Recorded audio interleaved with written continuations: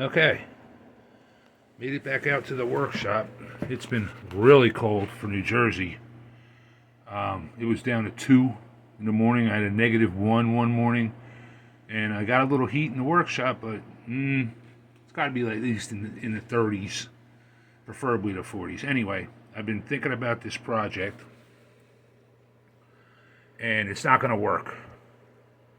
Mounting the engine off center so that the sprockets line up is going to just not work out, because the kickstart on the other side is not going to work. The foot pegs are going to have to be modified, all this stuff.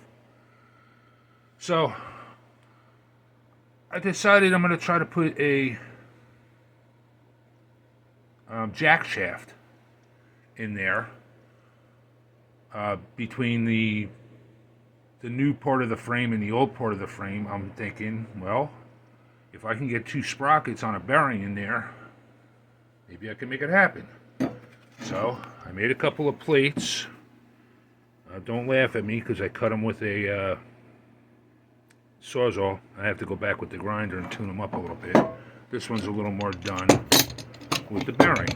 I found some bearings on eBay. 17 millimeter, which is the same size as that, the output shaft. So this is a transmission shaft. I just bought a random shaft for a pit bike, and the splines matched up. I was like, cool, because I wasn't sure if the sprocket spline was going to be the same as the transmission spline, but apparently it is. It had a gear that was pressed or formed onto the end of this shaft, and I might have been able to leave it, but I wanted a little extra length to the shaft. So I sat there with a grinder, and I put this in one of the bearings, and I turned it and ground it and turned it and ground it and got rid of the gear on the end. So now it'll go in to the bearing just lovely.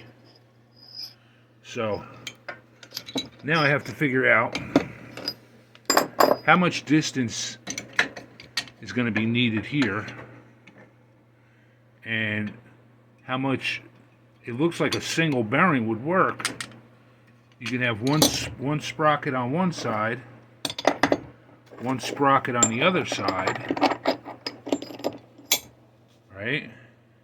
But I think when you torque on it, it's going to twist that bearing, because I think you need 2 of these bearings. I think this will actually pivot in its housing. So I have to have a bearing back in there somewhere to pick up the other end of the shaft, just to prevent the bearings from freaking out and twisting and blowing out. So again, I don't even know if this is going to work, because now I have to push the engine forward another 3 or 4 inches, which is going to do what? Is it going to hit the front wheel? I don't know, because I don't have a front wheel. So it's going to be interesting. All right, I just thought I'd give you a little update. I've been down here grinding and sanding and drilling, and I got some parts to try to make something happen. And I'll try to make something happen. And I'll let you guys know, or girls. All right, thanks for taking a look.